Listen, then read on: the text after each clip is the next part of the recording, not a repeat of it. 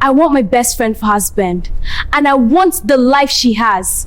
The man is not meant for you, but if you must have him, you must sacrifice. Some people who have seen life and is warning others.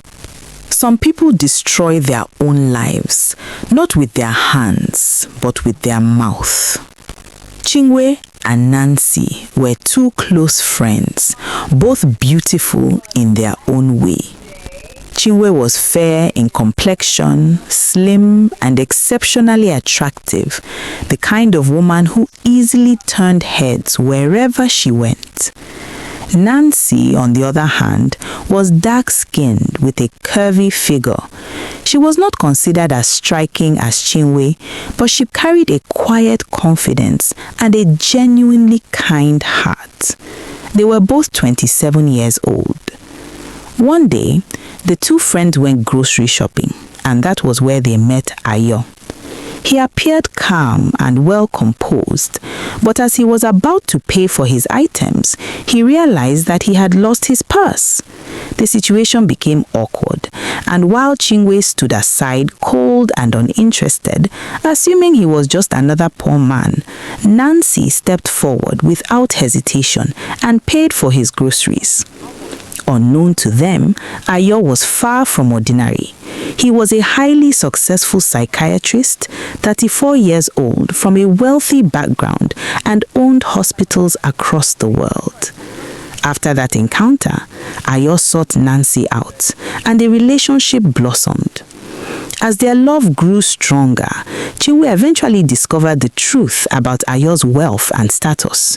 What she once ignored, she now desperately wanted. When Ayo and Nancy began plans for their wedding, Chinwe's heart filled with jealousy. Determined to take Ayo for herself, she turned to a secret life Nancy knew nothing about, an occult group she belonged to. At the occult gathering, Chinwe declared her desire to have Ayo by force. The leader consulted a Calabar. I want my best friend for husband, and I want the life she has. The man is not meant for you, but if you must have him, you must sacrifice. As regularly, but Chinwe refused to accept. She was given a charm with two parts, a male and a female. She was to consume the female part herself, while the male part had to be given to Ayo through his food. She was warned that if anything went wrong, the consequences would be severe. Chinwe prepared jollof rice and secretly... Idiot, you think you can have all good things in life? Never! Over my dead body, he is mine! She placed it before him and sat back watching closely, confident that before long, Ayo would become hers. But fate had other plans.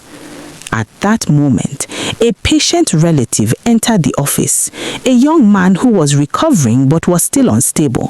Suddenly, he grabbed the food. Everyone tried to stop him, urging him to drop it, but Ayo insisted that they let him eat. That single moment changed everything. The charm did not reach its intended target. Instead, it bound the young man to Chinwe in a way no one could explain. From that day on, he became obsessed with her, refusing to leave her side. What was meant to force love turned into a lifelong burden. It was said that Chinwe could never marry again. And as for Ayo and Nancy, their love remained untouched. In the end, they went on to have a beautiful wedding, united not by force, but by kindness, destiny, and genuine love. Because in life, what is taken by force never brings peace.